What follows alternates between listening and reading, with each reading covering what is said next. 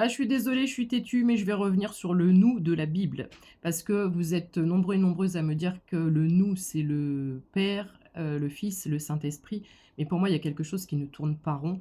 Donc j'ai poussé un peu plus loin la recherche et ma réflexion, donc que je vais te partager ici. Je n'impose rien, c'est une piste de réflexion, je n'affirme rien, c'est mon point de vue uniquement, qu'on soit bien d'accord. Pour ceux qui n'ont pas suivi, je te relis juste le passage. Donc: «Le Seigneur Dieu fit à l'homme et à sa femme des tuniques de peau et les en vêtit. Puis le Seigneur Dieu dit: Voici que l'homme est devenu comme l'un de nous», c'est le «nous» qui me tracasse, «pour connaître le bien et le mal». Donc cette phrase, elle m'interpelle, elle me tracasse. Ici, si le Seigneur vêtit l'homme et la femme, de tuniques de peau, on est bien d'accord qu'il n'est pas en train de leur dire: «Allez mettre un slip et une culotte». C'est l'âme qui descend sur terre et on lui donne un corps en chair et en os. À partir du moment où l'homme et la femme se retrouvent dans le corps humain, en chair et en os, dans un physique, il a la connaissance du bien et du mal. Donc il a la mémoire qui revient, il a une conscience, j'en sais rien, mais on dit que c'est une fois qu'il est dans le corps, de fait, qu'il a la connaissance du bien et du mal, comme nous. Donc nous, c'est qui? Ça ne peut pas être le Père, le Fils, le Saint-Esprit, puisque, pour moi, là, on nous dit clairement qu'on a cette conscientisation, et cette connaissance du bien et du mal quand on est dans un corps. Donc ce n'est que ma supposition. Je pense que le commencement n'est pas le commencement, que soit c'était des personnes physiques qui avaient déjà cette conscience et cette connaissance du bien et du mal, soit, des personnes, qui ont été physiques, qui ont la mémoire, le souvenir, qui sont devenues entités, énergies, j'en sais rien. J'ai pas vraiment d'explication, mais voilà, ça m'interpelle beaucoup, beaucoup, beaucoup, beaucoup et la réponse de dire: «Le Fils, le Saint-Esprit», non, pour moi c'est pas logique et même les anges et les archanges, pour moi, c'est pas logique non plus. Je voudrais pousser un petit peu plus la réflexion. Hem, j'ai envie de te dire, au lieu de dire: «Amen», dis, «Ainsi soit-il». J'ai pas encore le pourquoi du comment, mais le «Amen», ça me plaît plus non plus, ça me donne envie de vomir, donc dis plutôt: «Ainsi soit-il». Le mot Dieu, j'arrête pas de voir une abréviation en majuscule: D.I.E.U.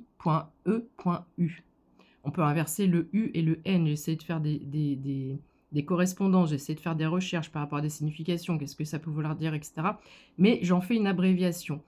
Je ne dis pas que, je suis le canal, je suis un canal du pas le canal parce qu'il y en a d'autres, mais je représente le un canal du divin, des énergies divines, christiques, authentiques et véritables. D'accord? Donc, je suis pas en train de te dire que ton Dieu n'existe pas. Je suis juste en train de te parler du mot Dieu qui ne me plaît plus, qui ne me plaît pas, qui n'a pas de résonance et d'écho avec moi et mon évolution, spirituelle et mes recherches. D'accord? Ici, tu prends, tu laisses. Si toi ce mot te convient, il y a pas de souci. Mais peut-être que, tu vas te dire: «Bah, finalement, oui, je suis assez d'accord avec elle, ça ne résonne plus avec moi non plus». Mais chacun est libre, d'accord? C'est comme quand j'ai réécrit le «Je vous salue Marie» et «Notre Père».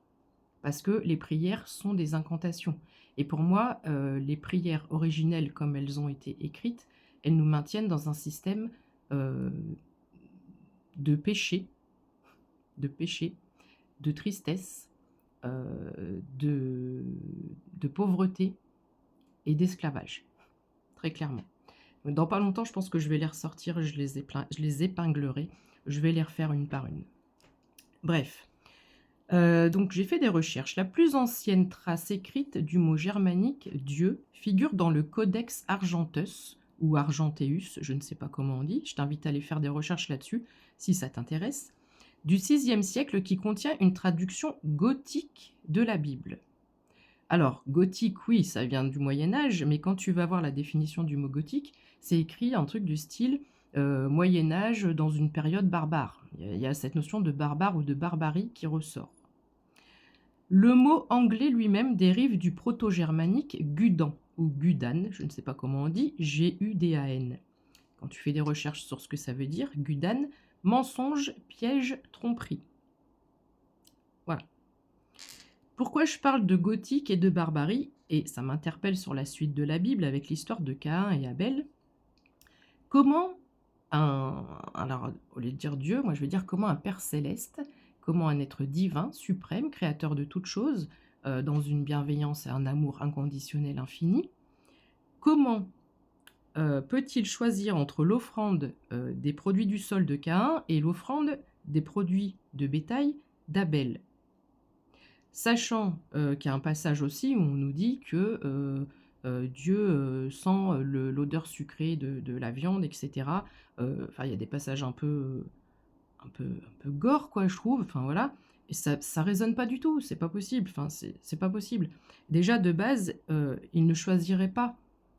Il dirait: «Mais voilà, tu as bon cœur, je vous prends votre offrande à tous les 2». Et là, il en résulte quoi? Bah, les 2 ils vont se chicaner, ils vont se taper et puis il y en a un qui tue l'autre. Bah, je sais pas, mais est-ce que c'est pas, le début de la barbarie sur la planète? J'en sais rien. Je vais juste terminer cette vidéo avec une autre, réflexion. Quand il dit: «Je sépare les eaux du ciel et de la terre». Les eaux du ciel?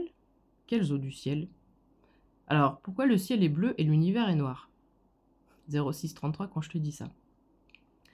Hem, il y a un sujet, je parle que je mentionne avec plusieurs personnes et on a cette même inconfort avec cette idée-là. J'aimerais savoir que si c'est ton cas aussi parce que notre âme, elle sait. Nous, on n'a plus le souvenir, on n'a plus la mémoire, mais notre âme, elle sait.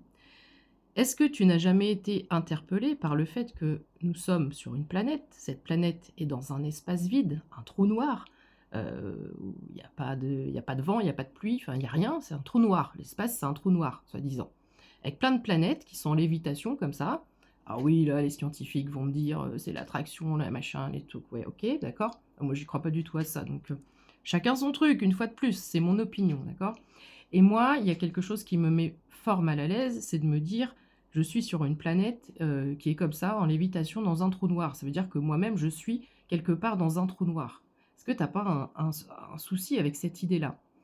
Et après, je suis tombée sur des vidéos où on nous dit aussi, il y a, donc notre système solaire qui fait déjà, je veux dire une connerie, des milliards de kilomètres, enfin j'en sais rien, voilà, qui est déjà énorme et on vient nous dire qu'il y aurait, je ne sais plus combien de d'autres, systèmes solaires, à des années-lumière, à des milliards de kilomètres et cetera.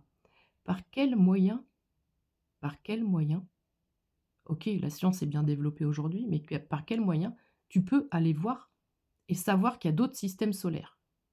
Bon, bref. Voilà, c'est des petits sujets que j'avais envie d'évoquer avec toi. Enfin que j'avais envie d'évoquer avec toi, que je suis poussée à évoquer avec toi pour, alors j'ai pas les réponses. Ça soulève des questionnements peut-être intéressants, peut-être pas, peut-être qu'il y en a qui seront pas du tout d'accord avec moi et c'est OK. Mais ici, pour moi, il y a un mensonge absolu sur tout depuis le début.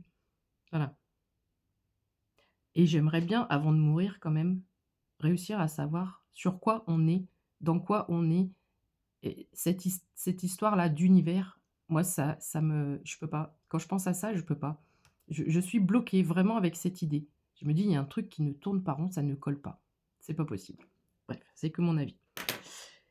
Voilà, sur ce, je te laisse avec la réflexion, et puis, beh, je vais te faire un petit tirage quand même, hein, on va rester sur des choses positives.